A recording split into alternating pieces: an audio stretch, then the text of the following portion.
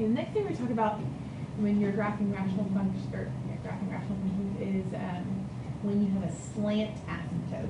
So we've talked about how to determine if there's a horizontal asymptote, and you look at the degree of the numerator and the degree of the denominator. And if the degree of your numerator is greater than the degree of your denominator, then you have no horizontal asymptote. However, when the degree of the numerator is exactly 1 degree greater than the denominator, exactly 1, it has to be exactly 1. So if it's 2 or 3, this doesn't apply.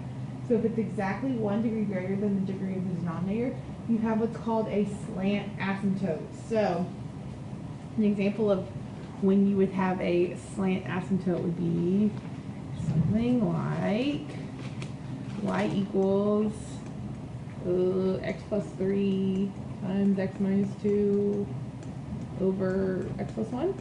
The degree of your numerator is 2. The degree of your denominator is 1. 2 is exactly 1 more than 1, so there would be a slant asymptote. And the way that you figure out where your slant asymptote is you're going to divide the divide the denominator into the numerator.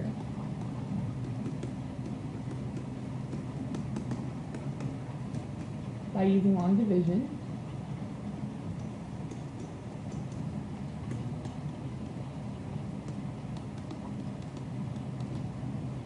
And you're going to ignore the remainder.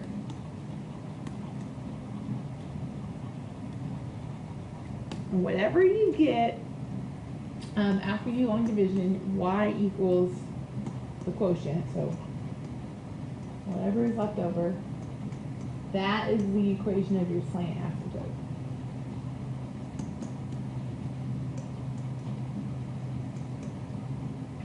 You know Miss Bristow is trying to write fast when she starts writing in cursive.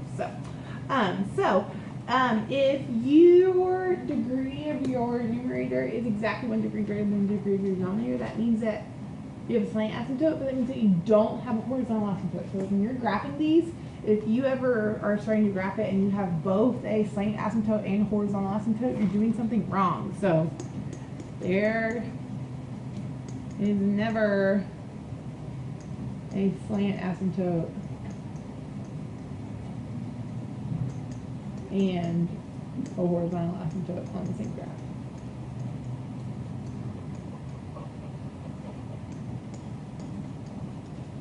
That just wouldn't happen.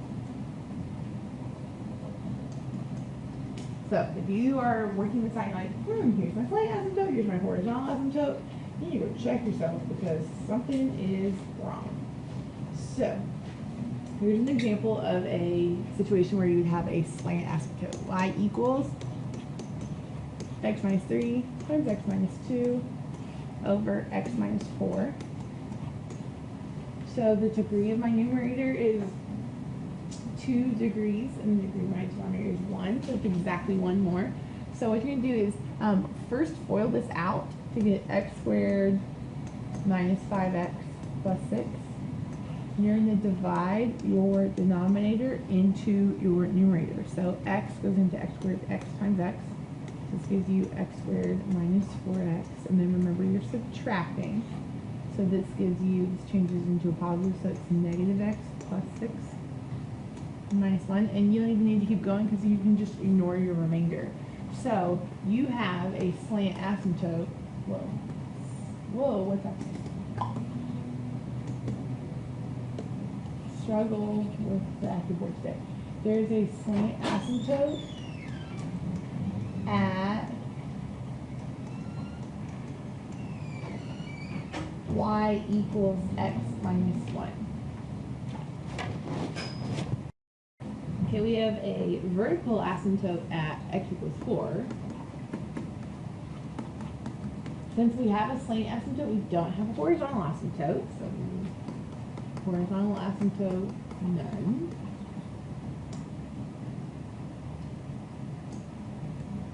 We have zeros. X-intercepts, whatever you want to call them, at 3, 0, and 2, 0. So let's go to graph. So our or vertical asymptotes at 4. 1, 2, 3, 4. 0 at 3, 0.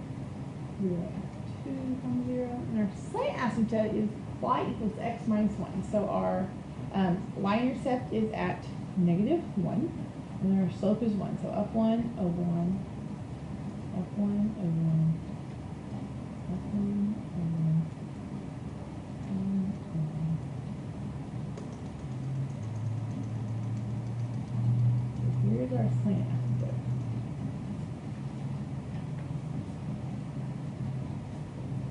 So the way that you graph this is, obviously these are going to connect. These are going to connect, and this is going to coast. These are both going to cut through because their order is odd. So cut through, and so this is going to go along this asymptote, and then this will go towards the slant asymptote. And then you're also going to graph part up here. When you have a slant asymptote, it kind of makes like an X. So you draw your parts kind of along the X.